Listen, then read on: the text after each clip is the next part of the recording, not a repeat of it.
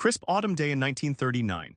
Inside a tiny Palo Alto garage, Bill Hewlett and David Packard are hunched over a cluttered workbench, assembling their first product, a precision audio oscillator. They're broke unknown and tossing coins to decide whose name leads on the company letterhead.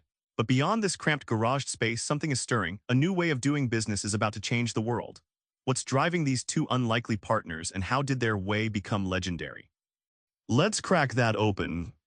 The story starts with more than just two young engineers and a dusty garage.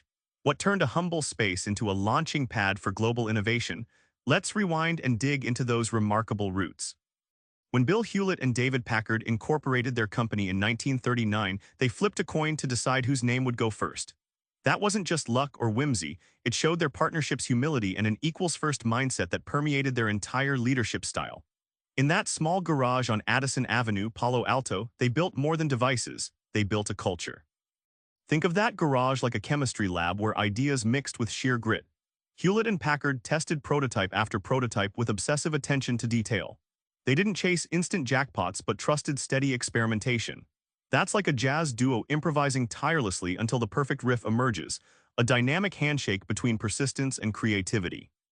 From those cramped quarters emerged an empire. Hewlett-Packard grew to employ nearly 100,000 people and generated $25 billion in sales by 1994. The garage became a shrine, symbolizing how humble beginnings paired with relentless passion can birth an entire industry. It's Silicon Valley's altar, a reminder that innovation loves a good garage. Most companies chase profits like racers after the finish line, but Hewlett and Packard charted a different course, a philosophy that puzzled rivals but created something deeper. What was this HP way, and why did it matter? Instead of obsessing over revenues alone, HP's founders believed the company existed to serve customers, employees, and communities, not just shareholders. They set objectives beyond dollars: integrity, innovation, and social responsibility. This was radical back then, a blueprint that said, success includes doing good, not just making money. HP rejected rigid command structures in favor of what they called management by walking around. Bill and Dave valued openness, face-to-face conversations, and trust over formal titles. Picture a fishing boat where everyone rows, even the captain, to reach the shore faster together. This created an empowered, collaborative workplace where ideas came from anywhere. At the same time, they believed in working hard but also living fully outside the office. Community involvement wasn't a box to check, it was woven into HP's DNA.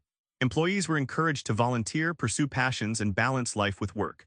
The surprising payoff: this culture attracted talent who stayed loyal for decades, fueling the company's unstoppable growth. You'd think a company starting in a garage would struggle to grow. Instead, HP exploded onto the global stage. How? By mastering change, grit, and community in ways no one expected. Early on, HP wasn't afraid to pivot. Whether adjusting product designs or exploring new markets, Hewlett and Packard treated change like a surfboard, something to ride, not resist. This openness kept HP agile, ready to leap ahead in the fast-paced tech world. Constant reinvention was their secret weapon. They also believed in sweat equity. Bill and Dave worked long hours, but they demanded the same grit throughout their teams. They compared consistent effort to marathon running, not sprinting. This relentless resolve meant HP outlasted rivals who burned out chasing quick wins, securing its place at tech's top table. Finally, HP saw community involvement as more than a feel-good tactic. It was a strategic advantage.